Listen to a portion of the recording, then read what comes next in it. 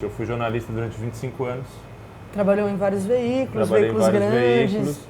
o Estado, E aí, Jornal da basicamente, o que Tarde. aconteceu é que quando eu percebi que a profissão já não fazia muito sentido para mim, ou pelo menos o caminho que eu estava seguindo nela não fazia mais muito sentido para mim, eu comecei a bolar esse projeto, né, esse projeto B, digamos assim, que foi um projeto B durante uns 2 anos, né, enquanto eu ainda trabalhava como jornalista, eu ainda usava os finais de semana para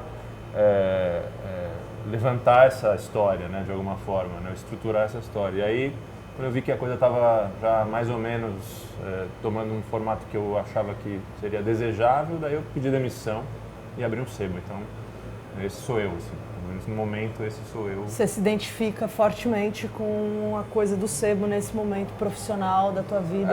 Até porque é uma coisa que já estava meio dentro de mim, né? Porque, de certa forma, quando você faz jornalismo, você trabalha com histórias, com narrativas, você trabalha com histórias de pessoas das mais diferentes, dos mais diferentes tipos, né? E o mundo da livraria é mais ou menos esse também, né? Você recebe pessoas dos mais diferentes tipos, você trabalha com narrativas, com conteúdo o tempo inteiro.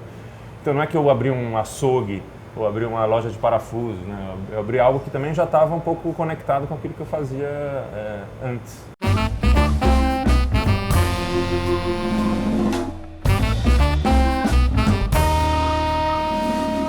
Trabalhei bastante tempo em grandes corporações de mídia, justamente porque eu sabia que ali, naquele momento da minha vida, era um lugar de aprendizado, um lugar que eu poderia aprender e colher frutos para depois fazer alguma outra coisa que eu, na época, não sabia o que era. Mas eu tinha certeza de que eu não sobreviveria lá muito tempo, porque você precisa fazer parte de um teatro durante muito tempo, né, quando você está no mundo corporativo. E tudo bem se aquilo fizer parte da sua vida durante, né, um pedaço dela, né? Agora, quando você está trabalhando numa empresa, ou quando você está num casamento, por exemplo, você está sempre submetido a um tipo de estrutura que é você, né, tá respeitando aquelas regras, né? Você não é você mesmo, né? Você não pode ser você mesmo trabalhando numa corporação. Você é aquilo que o seu chefe ou o dono da empresa quer que você seja durante aquele tempo, né? Então, quando você consegue quebrar isso e encontrar um caminho próprio, né, tipo, sei lá, abrindo um negócio, ou dando aula, ou... Não, mas em relação específica à produção de conhecimento, de livro, porque, sei lá, né, se você está falando em grande mídia, a gente está falando dos conhecimentos de uma maneira muito mais pasteurizada, homogeneizada. Quando você está trabalhando com um livro, você está proporcionando um mergulho outro em relação a um determinado contexto, um determinado conteúdo, né? Acho que é mais punk também, não é? Mas na real a gente tem público para todo tipo de conteúdo, né? Acho que essa que é a questão, né? Você pode trabalhar, é o que eu sempre falava do jornalismo, né? O que vale para um jornalista de uma revista de passarinhos, vale para um jornalista de uma revista de política, entendeu? Tipo, eles têm que seguir as mesmas regras, ele tem que apurar as histórias da mesma forma, né? Então, assim, é trabalho sério, né? Custa caro, né? Tipo, dá trabalho você ir até o lugar, apurar, fotografar, né? A gente sabe quanto custa e quanto tempo a gente gasta nisso, né? Então, dá para fazer um bom trabalho jornalístico em alguns lugares, né? Hoje em dia, menos porque tem menos dinheiro, né? Então, as pessoas não estão... elas estão... Ética também é uma questão, produzindo, não é acho que menos grandes reportagens do que elas produziam antes. Mas... no meu caso, né, tipo, o que eu te falei, me incomodava mais essa submissão a um tipo de poder, e eu tinha que fazer aquilo porque eu estava lá e eu recebia meu salário.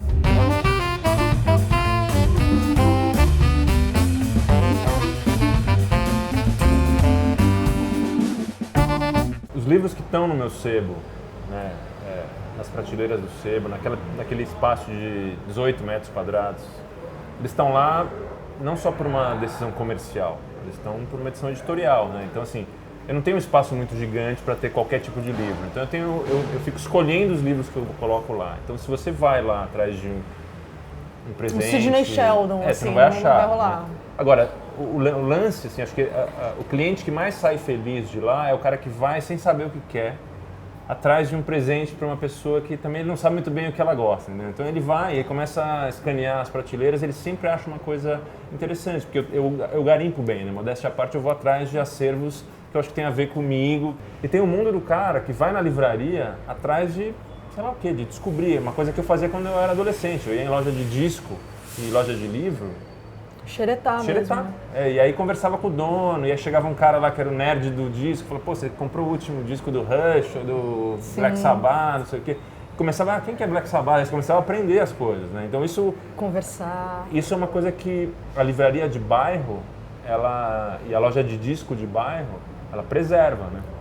Porque se você vai numa mega store, a mega store é uma zona, né? Tipo, você entra numa mega store, você nem sabe para onde começar, você não sabe, inclusive, se as escolhas que estão ali são escolhas editoriais ou são escolhas comerciais. Se alguém comprou aquele espaço para exibir aquele tipo de literatura e aquele tipo de Claro, a gôndola de um sebo sempre será muito diferente da gôndola de uma grande livraria. Exato, então acho que, até falando não só de sebo, mas de livrarias antigas, o cara ele fazia as compras de acordo com o gosto pessoal dele, né? Então ele falou assim, não, aqui eu vou colocar esse tipo de livro porque a minha livraria e o meu gosto tem a ver com esse tipo de livro. Tinha um trabalho editorial também, né? Um recorte de um olhar bem editorial. E isso também, a internet não resolveu, tipo, é impossível. Não, só complicou, porque aí vai por algoritmo lá e aí acaba falando... Você já ficou com vontade de escrever um livro com as pessoas que apareceram lá no sebo? Deve ter um monte de gente de vários tipos. Eu tenho esse projeto, ele é um pouco ainda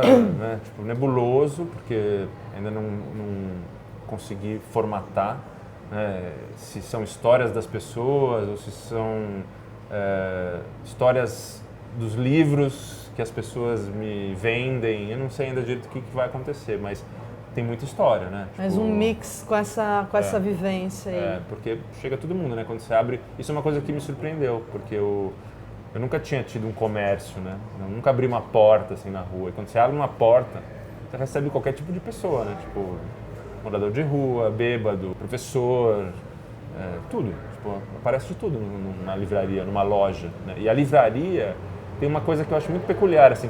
Nenhum outro tipo de comércio permite que uma pessoa entre com tanta liberdade e fique lá, tipo, horas mexendo nas coisas, né? Tipo, você não entra numa loja de roupa e fica horas mexendo nas coisas, ou você não entra numa loja de peças de moto e fica mexendo nas coisas horas, né? Mas numa livraria, o cara vai lá e, tipo, às vezes ele quer justamente isso, ele quer chegar lá, ele não compra nada. É quase uma biblioteca, mas ele vai lá, pergunta, pega o livro, não sei o quê, né?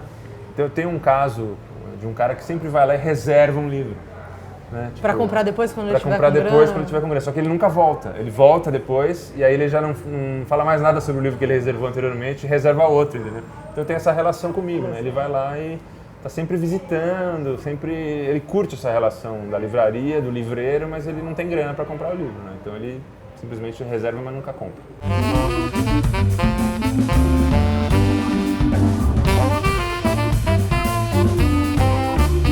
Numa livraria, acho que a bebida alcoólica não pode ser protagonista, sabe? Ela tem que ser, tipo, coadjuvante, né? Então, assim, eventualmente vender uma cervejinha especial, numa data especial, eu acho legal fazer. Tipo, lançamento de uma cerveja, né, da Funeral Brew. Então, vamos lá fazer uma tarde de cerveja e escritores bêbados.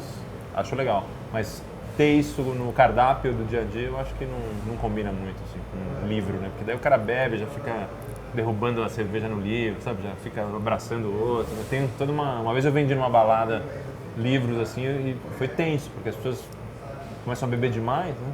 E elas começam a ficar animadas, aí pega um copo na mão, aí abraça, aí já sai uma gota assim, já pula pra fora, cai em cima do livro.